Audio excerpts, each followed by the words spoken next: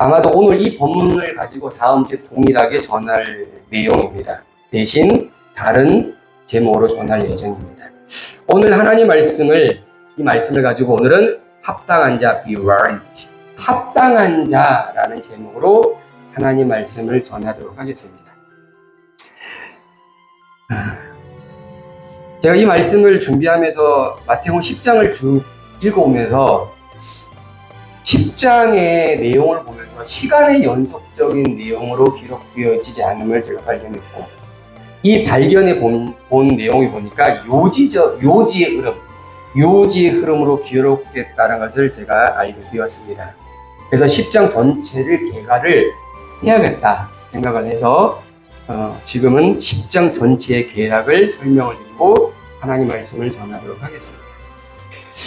마태복음 1장부터 5절까지는 예수님이 12제자를 부르셨습니다. 그리고 6절부터 10절까지는 예수님께서 그 사역을 맡기시고 잃어버린 어린 양을 찾아갈 것을 말씀하셨고, 또 그들에게 천국이 가까이 왔다라는 걸 선언하라고 말씀을 하셨습니다. 11절부터 13절까지는 제자들에게 천국 복음의 현장인 그 성이나 그 마을로 들어가라고 말씀하셨고, 그리고 그것에 합당한 자를 찾아서 함께 협력하여 복음을 전할 것을 말씀하셨습니다. 그리고 14절에는 너희가 전하는 그 천국의 복음을 말을 듣지 않는 자가 있다면, 너희를 영접하지 않는 자가 있다면 그 성에서 나갈 것을 또 말씀하십니다. 오늘 15절에 가면 이런 말이 나옵니다. 내가 진실로 너희에게 이르노니 심판날에 고돔과 소모라 땅이 그 성보다 견디기 쉬우리라. 이 말씀을 딱 대하면서 시간에 문제가 있구나라고 생각을 하게 됩니다. 여러분, 심판날이 언제입니까? 이 심판날은 지금 마태복음 10장에 전해지고 있는 예수님의 그 시대상이 아닌 미래적인 시대상입니다. 이걸 추론적으로 더 우리가 요한계시록을 하지 않았지만, 요한계시록을 가면 마지막에 7대접에 있는 환란날입니다. 그렇다면 지금 이 심판날을 말한다는 것은 지금의 시간에 초점 맞춰서 말씀을 하시는 것이 아니고 미래적인 것을 말씀을 하시는 겁니다. 이 심판날에 소돔과 고모라의 땅이 여러분, 그 성이 어디겠습니까? 예수의 복음을 듣지 않고 예수의 제자들을 영접하지 않냐고 합당한 자가 있지 않은 그 성입니다. 그 성이 훨씬 더 어려움을 겪는다라고 성경이 말합니다. 여러분, 소돔과 고모라 땅이 어떤 땅입니까? 불유황으로 죄악의 심판을 받은 땅. 그 땅보다 그 성이 훨씬 더 많은 고난과 고통이 다른다라고 성경은 이야기하고 있습니다. 그러면 16절을 더 넘어가 보겠습니다. 자, 16절에 가면 이렇게 말하고 있습니다. 예수님이 이렇게 말씀하시는 거예요. 너희를 어디를 보냅니까? 그 죄악된 성으로 보내는 거예요. 그러니 예수님은 뭐라고 말씀을 드립니까? 내가 이리에게 양으로 보내는 거예요. 여러분, 이리 때의 양이 들어가는 건 것입니까? 죽는다는 거예요. 밥이 되는 거예요. 그런데 예수님이 보내신다는 거예요. 죽음의 곳으로 너희를 보내겠다는 것입니다. 너무너무 힘들고 고통스러운 그곳으로, 그 선교의 현장으로 내가 너희를 보내겠다. 이렇게 말씀을 하십니다. 그리고 16절 하반을 가면, 그러니 너희는 어떻게 하냐? 너희는 뱀같이 지혜로워라. 비둘기같이 순결하라 라고 성경은 말하고 있습니다. 너희가 그 현장에 가면 너희 정체성을 무엇을 만들어야 되느냐? 너희 정체성은 바로 순결입니다. 순결. 성령의 임재하심이 비둘기같이 임하는 것처럼 성령의 임재함이 너희 가운데 있으니 너희는 순결한 모습으로 그 현장에 있어라라고 제자들에게 선언하는 것입니다. 17절 가면, 그런 예수님 뭐라고 말씀하시나? 삼가해라. 누굴 삼가라? 사람을 삼가라. 이 사람이 누굴까요? 합당치 아니하고 영접하지 않은 사람. 그 사람들을 삼가라. 조심하라는 것입니다. 조심하라. 그리고 너희는 어디냐? 너희는 그들에 의해서 공에 넘겨질 것이고 채찍을 맞을 것이고 너희는 총독들 앞에 끌려갈 것이다. 이런 고난과 고통을 너희 가운데 만나게 될 것이다 라고 말합니다. 19절부터 20절까지는 어둡고 험난한, 그러니 이런 어둡고 험난한 곳에 간다 할지라도 염려하지 마. 걱정하지 마. 두려워하지 마. 왜? 너희 입술을 주관할 이가 성령님이니 너희는 그런 어둠의 현장, 고통의 현장, 죽음의 현장에 임할지라도 염려하지 말라고 예수님 말씀하십니다. 21절 보면 갑자기 있는 얘기입니다. 자식이 부모를 대적하여 죽게 될 것이다. 너희가 내 이름으로 말미암아 모든 사람이 미움을 받을 것이다. 이 21절과 22절 내용은 또다시 미래 사건을 또 가는 거예요. 마지막 말세의 시대상의 이야기를 또 말씀하십니다. 그리고 22절 가면 그러니 끝까지 견뎌라. 끝까지 견디는 자에게 생명의 멸관을 얻을 것이다. 요한계시록. 끝까지 견디는 자, 어둠이 와서 그 어둠 속에서 고통을 당하고 있는 너희들이 해야 될 일은 뭐냐? 끝까지 견디는. 자, 23절에 봅니다. 이 동네에 너희를 박해하거나 저 동네로 피하라. 너희가 이 동네에 엄청난 박해가 있다면 그곳을 버리고 다른 곳으로 가라. 라고 말씀하십니다. 제가 이렇게 길게 설명했던 이유는 바로 오늘 23절의 하반절입니다. 내가 진실로 너희는 이스라엘의 모든 동네를 다 다니지 못하여서 인자가 오리라 라고 합니다. 여러분, 인자가 오는 것이 무엇입니까? 지금 예수님이 함께 있어요. 그럼 인자가 온다는 거예요. 인자가 온다는 걸 뭘 말합니까? 예수의 재림을 말합니다. 예수의 재림은요, 우리 기독교의 역사 사관의 마지막 오메가의 시간이에요. 끝이에요, 끝.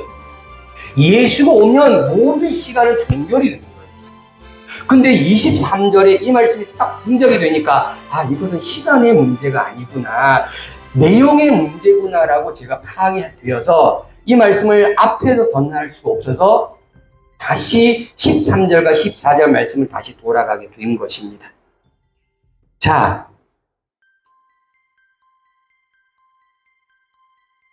그리고 25절부터 32절까지는 여러 가지 말씀을 합니다. 여러 가지 말씀.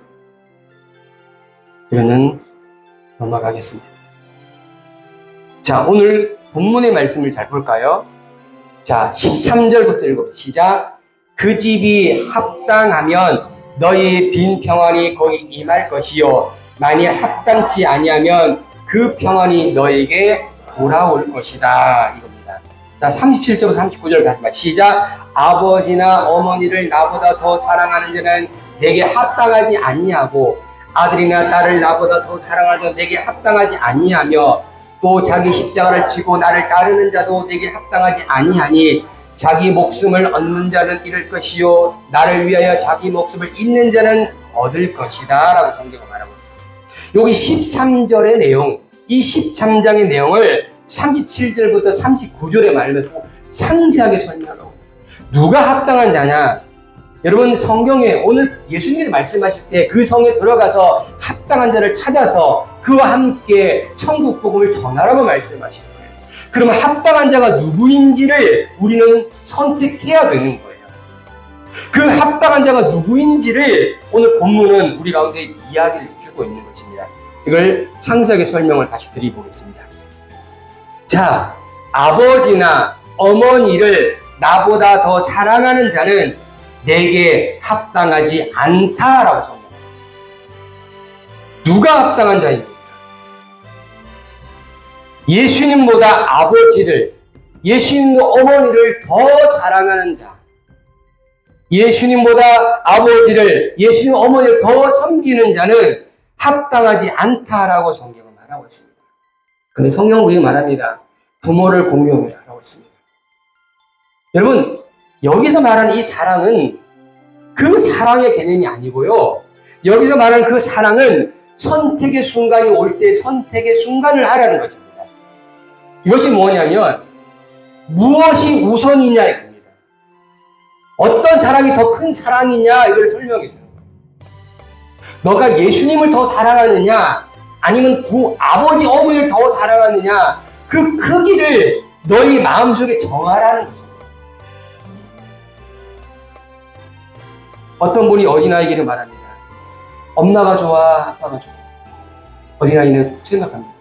엄마가 좋다면 아빠가 싫을 것이고 아빠가 좋다면 엄마가 싫을 것이고 대답을 회피하거나 둘 다 좋아요. 선택을 하는 거예요. 예수님을 더 사랑할 것이냐 아니면 아버지 어머니를 더 사랑할 것이냐 이건 선택의 문제예요. 이 선택의 문제를 너희가 지금 하라는 것입니다. 예수님을 더 사랑하는 자는 합당한 자라고 해요. 합당한 자. 할렐루야. 그 합당한 자가 천국 복음을 함께 전할 수 있는 자라는 것입니다. 두 번째 볼까요? 아들이나 딸을 나보다 더 사랑하는 자도 합당치 않다. 어쩌면 더 큰 것을 말씀하십니다. 아버지나 어머니보다 아들과 딸을 더 사랑하지 말라. 제가 자녀를 이게 키우면서 조금씩 부모가 된다는 느낌을 갖습니다. 그러면서 문득 이런 생각이 들더라고요. 아, 내가 자녀에게 내 생명을 내어 주어도 되지 않을까? 그런 사랑이 저에게 온다라고 자꾸 느낍니다. 근데 오늘 예수님 뭐라 말씀하세요? 야, 그거보다 예수를 더 사랑해. 그래야 너 합당한 자야.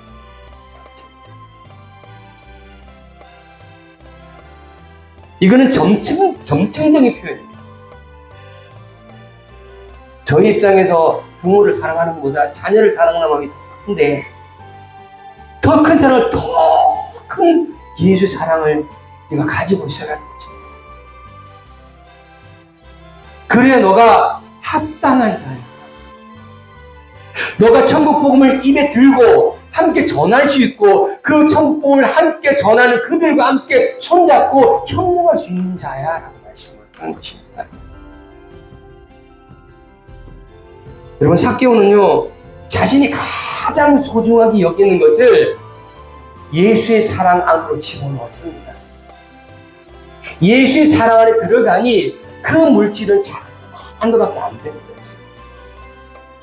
지난주에 말씀했던 아브라함이 이삭을 하나님의 사랑 안으로 집어넣습니다.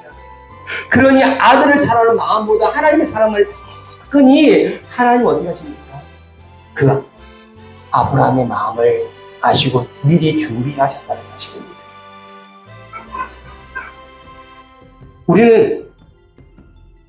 우리는 이는 합당한 자가 되려고 몸부림을 치셔야 되는 것입니다.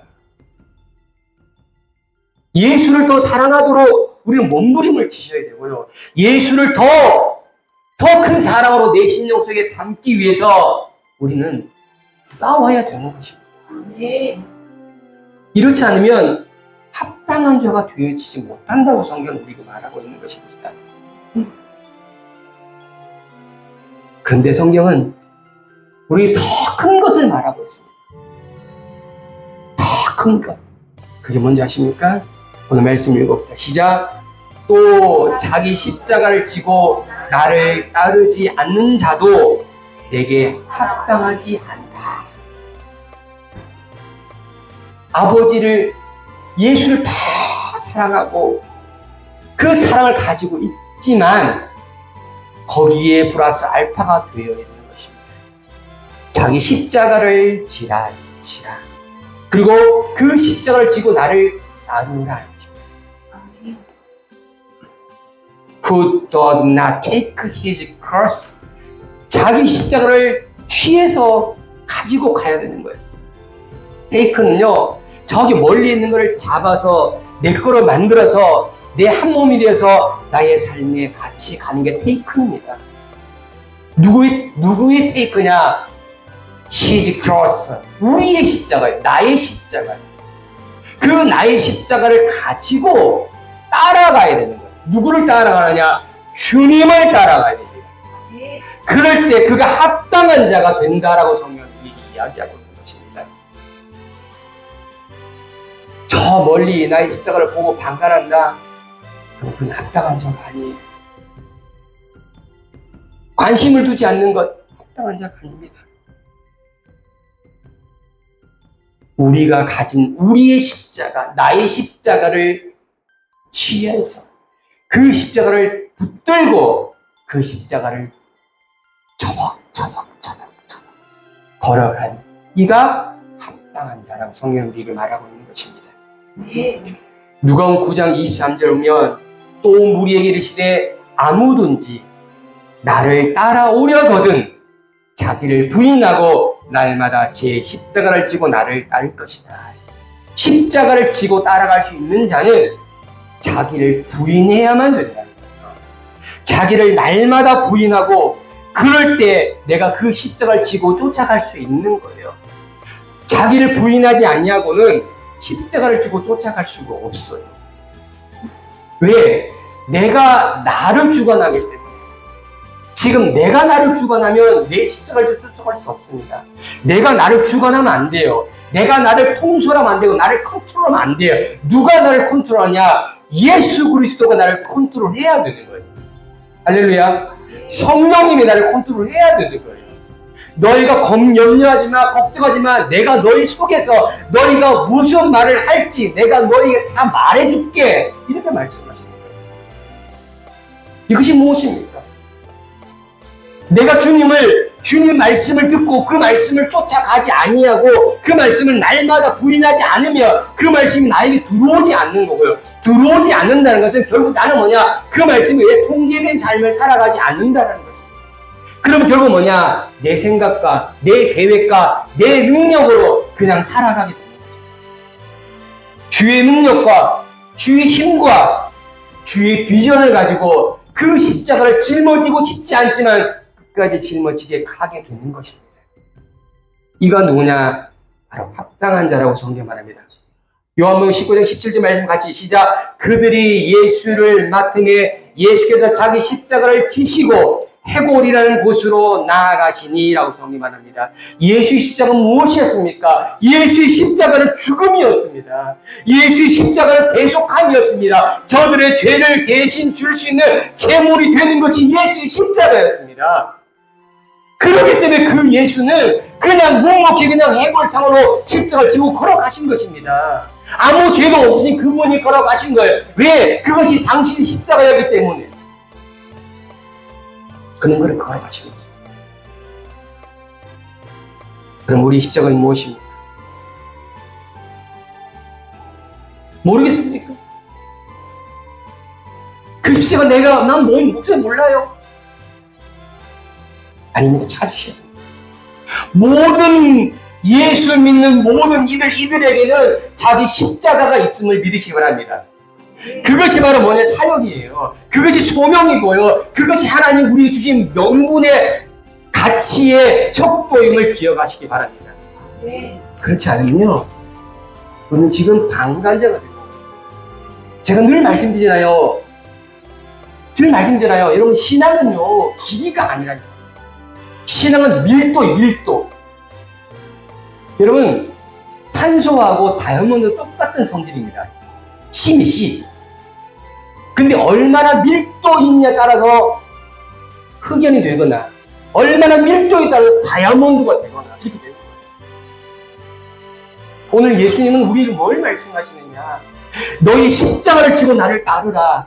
너희는 날마다 자기를 부인하고 나를 따르라. 내가 그렇게 했지 않니? 내가 너에게 본을 보여줬지 않니? 이렇게 말씀하시는 거예요.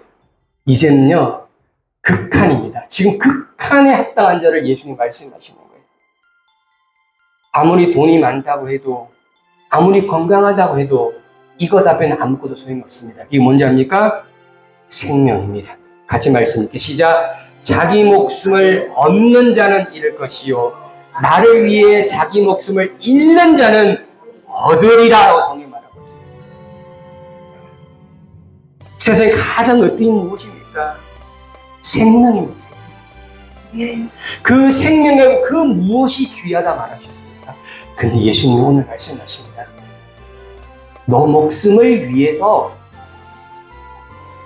얻는 자, 여기 얻다라는 게 뭐냐면 영어 성경 find입니다. find. 이 find가 뭐냐면 원문으로 말하면 이겁니다. 에브히스코입니다. 에브히스코는 찾다 발견하다는 것입니다. 그 찾다 발견하다가 그리고 어느 순간에 도달해야 한다. 찾다 발견하다 도달하답니다. 내가 내 목숨을 위해서 자기 목숨을 지속적으로 찾기 위해서 도달한 그곳이 자기 목숨이라는 거예요. 이게 find고 에브히스코입니다. 내가 내 목숨을 막 찾으려고 해서 발견한 가본이 얻어지는다고 생각하는데 그게 이루어지는 거예요. 네 목숨만을 위해 줄기차게 살아왔는데 결국 가보니까 죽는 거예요.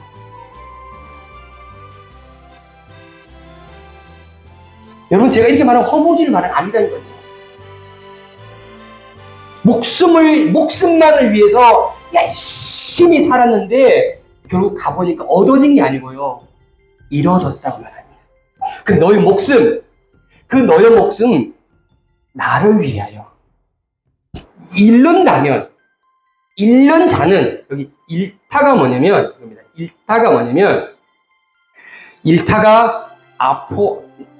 아포로미다. 이 아포로미는 실패하는 거예요.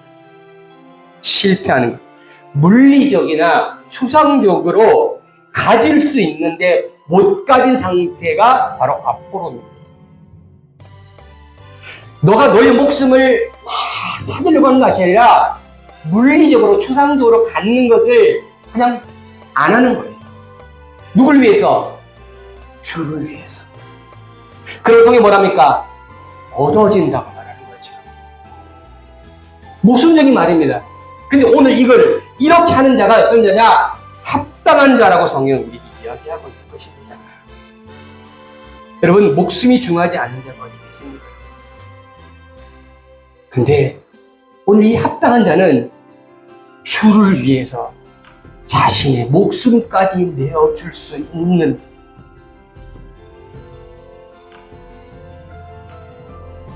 요한복음 13장 38절을 읽어보겠습니다. 예수님 마지막 만찬을 하시고 예수님이 만찬을 하실 때 베드로를 향해 물어봅니다. 베드로야, 내가 나를 위하여 내 목숨을 버리겠냐라고. 가장 사랑하는 제자였어요. 3년을 동거했던 제자입니다. 이제 예수님이 이 밤이 지나면 이 죽음의 길로 가요. 예수님 말씀합니다. 내가 나를 위하여 목숨을 버리겠냐? 예수님 말씀하십니다. 내가 다 울기 전에 내가 3번 나를 부인할 거다.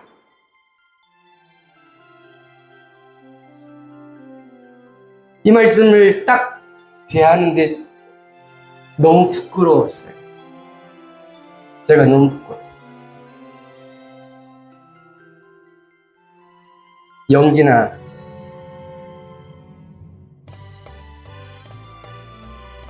너는 나를 위해서 내 목숨을 버리겠느냐? 이렇게 저에게 자문을 하니 대답을 할 수가 없어요.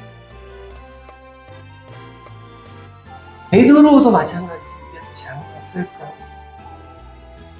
예수를 믿는다라고 하고 30년을 믿었지만 여전히 아직도 그런 상태로 있는 저의 모습을 발견하게 됩니다. 내가 나를 위하여 목숨을 버리겠느냐라고 예수님 말씀하시고, 너는 다굴기 나를 부인할 거야, 이렇게 또 말씀하세요. 예수님 베드로의 상을 너무 아셨습니다. 너무 잘 아셨어요. 너의 상황을 알았고 너의 상태를 알았고 너의 믿음의 모습을 바라셨어요. 그럼에도 불구하고 예수님께서 말씀을 물어보셨어요.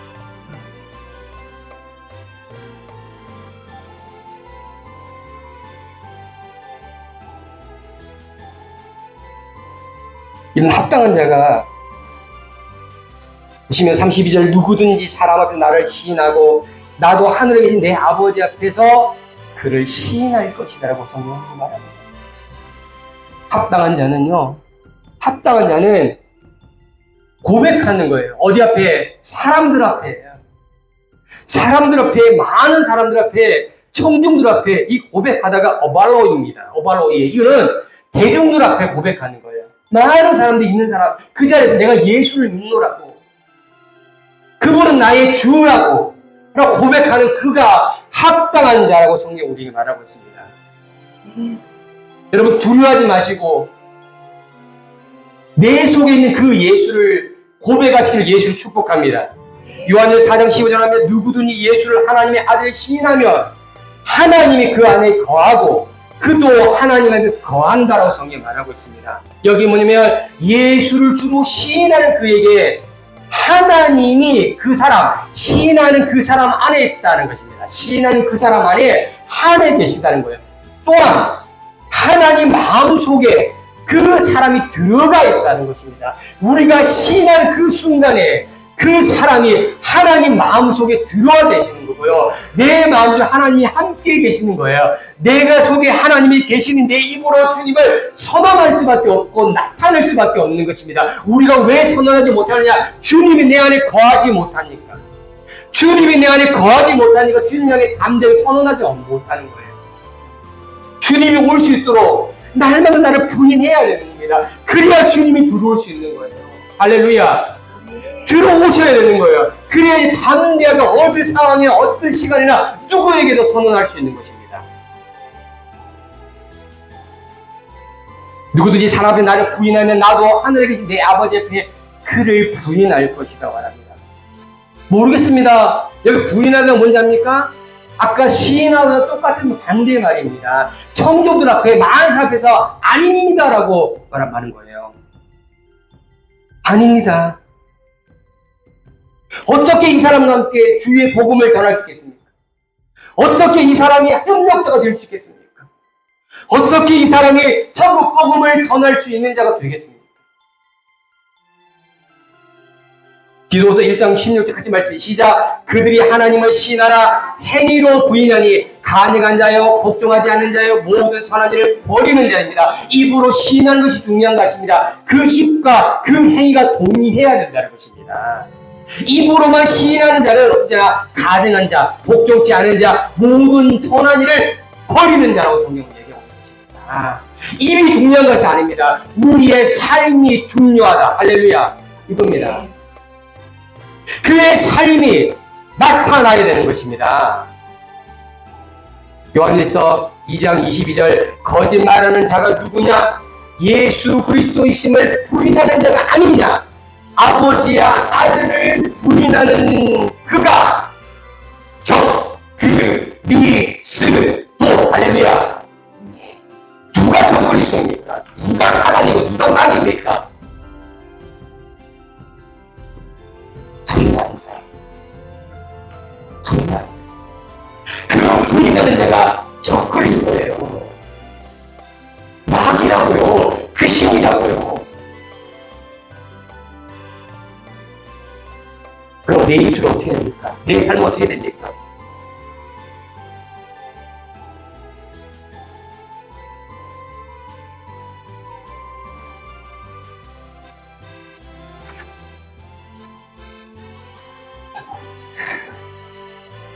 결론을 말씀드리겠습니다.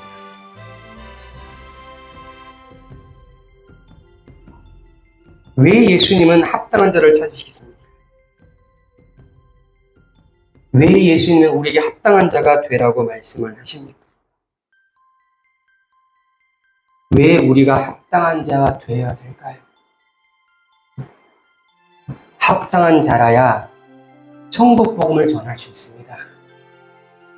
합당한 자라야 천국 복음을 전하는 협력자가 될 수 있기 때문입니다. 할렐루야. 합당한 자가 아니면 할 수 없습니다. 오늘 본문은 우리에게 말합니다. 합당한 자는 아버지를, 어머니를, 아들을, 딸을,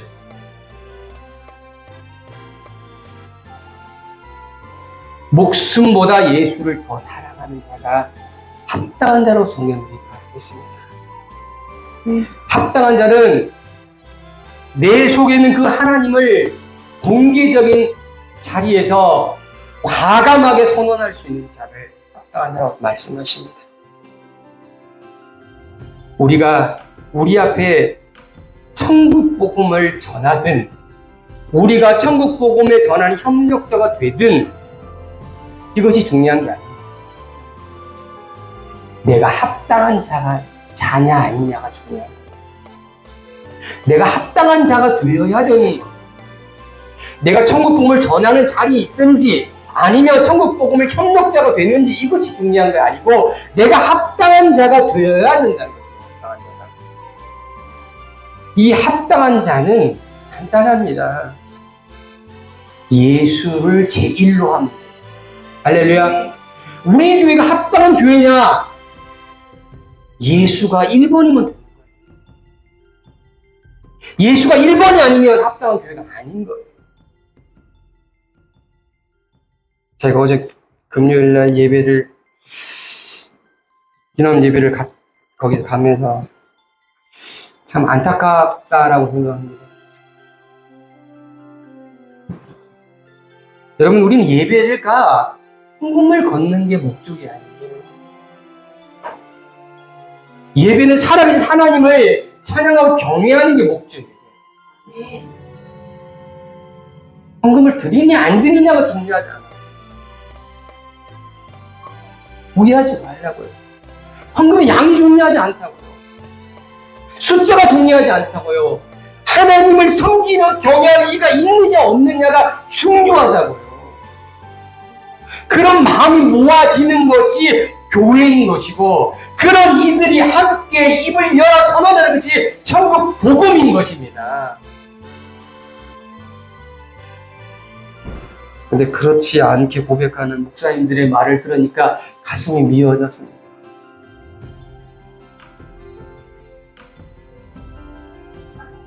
예배가 헌금을 위한 도구가 되면 안 돼요. 여러분, 예수가 여러분을 위해서 존재하는 대상이 되면 안 된다. 내 목적을 취하기 위해서 예배를 드리는 것은 잘못된 것이죠. 주님이 주시는 안 주시는 이게 중요한 게 아니에요. 내가 주님 앞에 얼마나 진솔한 마음으로 합당한 모습으로 있느냐 없느냐의 문제라는 것입니다. 그때 주님이 선물로 주시는 것이지, 주님이 아니 주셔도 그건 하나님의 뜻인 거라고. 여러분, 온전한 신앙을 저는 여러분이 갖기를 소망합니다. 저도 갖기를 소망합니다. 그래서 밀도 있는 오늘 이 시간 한 번의 시간이지만 저는 이 한 번의 말씀을 전하기 위해서 이 내내 시간을 할애를 하고 있습니다. 여러분의 부담을 줄이는 것이 아니에요. 더 진솔한 걸 전하겠다. 더 진솔하게 만들어 가야겠다. 이렇게 했다가 저렇게 했다가. 그래서 오늘 이 본문에 제가 더 전할 말씀이 있었는데 제가 줄였습니다. 네, 줄이니까 또 시간도 줄어드네요. 네, 아마 제가 준비했으면 아마 12시 반이 됐을 거예요. 그래서 이것도 하나님의 은혜다. 여러분, 합당한 제가 되기를 힘쓰고 애쓰길 축복합니다. 네, 여러분 모두가 합당한 되어서 하나님의 영광 되는 우리 모두에게 축복합니다.